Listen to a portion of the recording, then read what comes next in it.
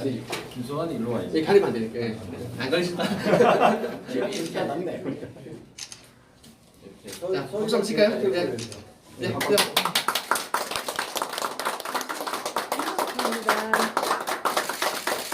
조금만 더 주시고요. 네, 열심히 하겠습니다. 감사합니다. 축하해요. 열심히 해주세요. 네, 짧게 한 번. 네. 공익제보센터 저희가 올 1월부터 사실상 했지만 7월 초에 저희가 만들어서 이제서야 이제 현관식을 하게 되었습니다. 앞으로 저희가 홍보 활동도 열심히 하고 그 다양한 그 국민 혈세 낭비 사례라든가 여러 가지 공익을 위한 활동을 부지런히 열심히 평생 하겠습니다. 네, 많이 지켜봐 주시고 응원해 주십시오. 이상입니다. 파이팅! 불편을 해결할 수 있도록 좋은 그 제도가 마련될 수 있으니까 앞으로 그런 제도적 개선에 대해서도 많은 노력을 기울일 겁니다. 그리고 아까 말씀하신 것처럼 결국은 모르면 아무도 못하시잖아요. 그래서 그분들에 대해서 알려주는 교육과 훈련이나 그다음에 이제 이런 분들이 왔을 때 어떻게 우리가 보호하고 또 이분들이 실제로는 나중에는 다 비용까지도 보전받을 수 있는 여러 제도들도 있거든요. 그래서 그런 것들을 또 잘 확립을 해서 앞으로 우리나라에서는 이런 여러 가지 이런 내부 고발자가 보호돼서 문제가 잘 해결될 수 있도록 그렇게 상당히 일조를 다했으면 좋겠습니다. 이 공익제보센터라는 게 이 말 자체가 되게 친근하고 또 금방 기억이 됩니다. 그래서 미국에는 주디셜 워치라는 큰 단체가 있어요. 그리고 한국에는 참여연대에 보면 사법감시센터 이런 게 있죠. 지금 이런 사법감시센터는 적극적으로 기관이나 단체가 적극적으로 나서서 이렇게 워치하는 거라면 우리 공익제보센터는 일단 제보를 워치도 하지만 제보를 받는다라는 점에서 좀 특색이 있다 이런 생각이 들고요. 제가 이제 이런 일을 하다 보니까 우리가 공무상 비밀하고 또 개인정보하고 이렇게 막 상충되는 면이 또 있습니다. 그리고 우리가 공익신고로서 어떤 공익의 개념이 어떻게 줄을 그어지느냐에 따라서 개인정보 또는 공무상 비밀 또 우리가 정보공개 청구 소송 같은 거 해보면 공무상 비밀이라서 막히고 개인정보라서 막히고 이런 일들이 있습니다. 그래서 우리가 공익제보센터로서 저는 조금 제보도 받겠지만 저는 이제 개인정보 관련해서 공익과의 관계를 좀 설정하는데 국민의 알 권리를 좀 신장하면서 우리가 공익 제보를 받을 때 보호를 받을 수 있는 한계를 좀 넓혀보는 것 이런 활동도 좀 의미가 있겠다 생각을 해요. 그래서 앞으로 미리 이 단체가 어떻게 막 크게 하겠다 이런 포부보다는 이렇게 소박하게 출발하는 게 너무 좋은 것 같아요. 우리 김태호 수사관 많이 응원해 주세요. 우리 장재호 변호사님 한번 말씀하시죠. 뭐 저도 뭐 특별히 많이 할 바는 없고요. 요번에 뭐 이제 김태우 수사관 뭐 변호인으로 참여하면서 국민권익위원회에 제가 뭐 보호조치 신청이라든가 이런 걸 좀 담당을 했었는데 그 공익신고자 보호법하고 부패방지법 상에 어떤 그런 괴리가 조금 있어가지고 부패방지법으로는 보호가 되는데 공익신고자 보호법으로는 또 보호가 되지 않는 좀 이런 부분들이 있다 보니까 김태우 수사관이 공익제보를 했음에도 불구하고 공익신고자로서의 제대로 된 보호를 받지 못하는 그런 안타까운 일이 좀 있었습니다. 그래서 결국 지금 공무상 비밀 누설로 기소가 되어가지고 지금 이제 불구속 상태에서 재판을 받고 있는 상황이고요.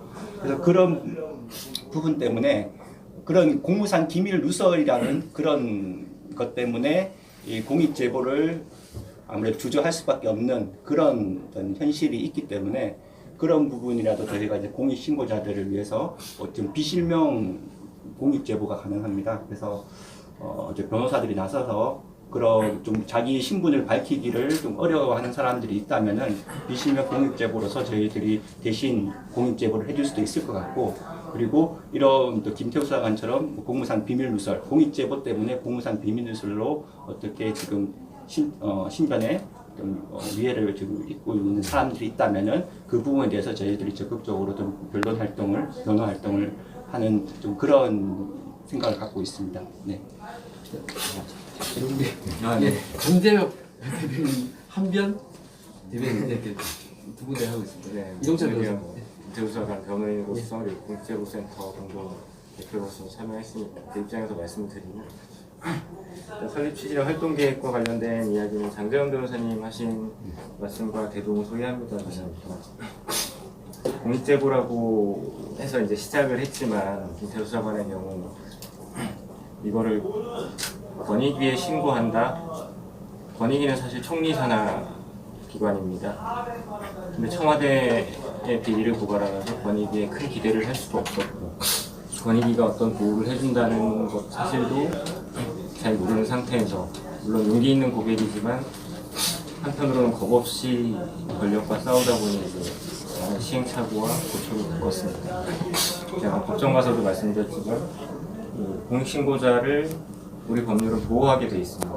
공소관 같은 경우는 보호는커녕 핸드폰을 다른 사건에서는 뭐 압수수색 영장도 잘 나오지 않는 핸드폰을 3번이나 압수수색 당해서 포렌지도 당하고 어린 자녀들이 있는 집에까지 압수수색을 나오고 그리고 직장에서 해임되고 온갖 고초만 겪었습니다. 그래서 이게 일종의 어느 정도 성과를 거뒀기 때문에 성공이라고도 할 수 있지만 과정 면에서 그리고 본인이 겪은 고초라는 측면에서 보면 실패도 섞여 있습니다. 그래서 앞으로 이제 공익제보를 하려는 사람들이 이런 고초만 겪는다라고 하면 누가 공익제보를 하겠습니까? 그 위축되지 않도록 저희가 이제 실패를 경험 삼아서 여러 가지 조언을 드리고 법률적 지원을 해드림으로써 개인적인 측면에서는 공익제보자를 보호하고 또 사회나 국가적인 측면에서는 완전한 공익제보가 활성화될 수 있도록 장려하고자 센터를 설립하고 또 활동 계획을 가지고 있습니다. 네, 감사합니다.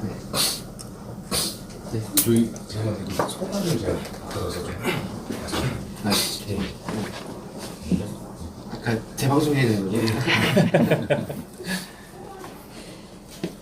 제가 올 그 초부터 사실상 그 공익 제보를 시작을 했습니다. 그래서 이제 총 35건 정도 공익 제보를 했고요. 그 중에서 한 건 이제 환경부 블랙리스트가 이제 나왔고 일부는 수사 중인 것도 있습니다. 아직까지도. 네, 그런 상황인데 이게 이제 제가 공익 신고를 한 대상이 권력이다 보니까 사실상 현실적으로 보호를 해주기가 쉽지 않더라고요. 그 현실적인 면이 있고 법률적으로도 좀 미비한 부분이 있습니다. 아까 여러분께서 말씀하셨지만은 그런 부분을 우리가 다각도로 살펴서 뭐 입법 청원으로 법도 제대로 좀 만들고 그리고 제2의 제3의 신재미 김태호가 나오면은 우리 변호사님들 계시니까 보호도 해주고 그리고 제가 겪었던 그 당시에 이제 법적인 보호도 있겠지만은 심정적인 걸 제가 아니까 그런 사람이 있다면은 가서 심정적으로 이해를 해주고 그리고 어떻게 대응해야 되는지 현실적인 부분도 제가 도와줄 수도 있고 그리고 이제 가장 중요한 부분이 차후에 이제 국민의 이익을 위해서 국민의 그 공익을 위해서 저희가 활동해야 되니까 이제 그 엄청나게 큰 금액의 그 세금이 뭐 새고 있다, 혈세가 새고 있다. 그리고 큰 구조물이 무너져서 이제 안전에 문제가 있다. 다 비리와 관계된 거거든요. 비리 혹은 부조리와 관련해서 문제가 있으면은 우리가 제보를 받든 저희가 발굴하든 해서 본익이나 수사기관, 국회 여기가 공익신고를 받는 곳입니다. 이런 곳에다가 공익신고를 하겠다. 그리고 그게 만약에 신고받는 대상이 거대 권력이다. 그러면은 사실상 힘들기 때문에 그것을 뭐 이니셜 처리를 하겠지만은 저희 여러 가지 저희 홍보 활동, 유튜브나 여러 방송에서 나와서 국민에게 보고를 하겠다. 이런 식의 비리가 있어서 검토 결과 상당히 근거가 있고 신빙성이 있어서 공익 신고를 했습니다. 잘 감시해주고 묻히는지 안 묻히는지 잘 감시해달라. 예, 그 역할을 저희가 하고자 하는 겁니다. 예, 뭐 앞으로 활동은 각자 본인들이 가지고 있는 재능이 개개별로 다르기 때문에 이제 그걸 가지고 열심히 이제 활동하겠습니다. 많이 제보해 주시고 응원해 주시고 예, 그렇게 해주시면은 예, 더욱더 효율적으로 일할 수 있을 것 같습니다. 감사합니다.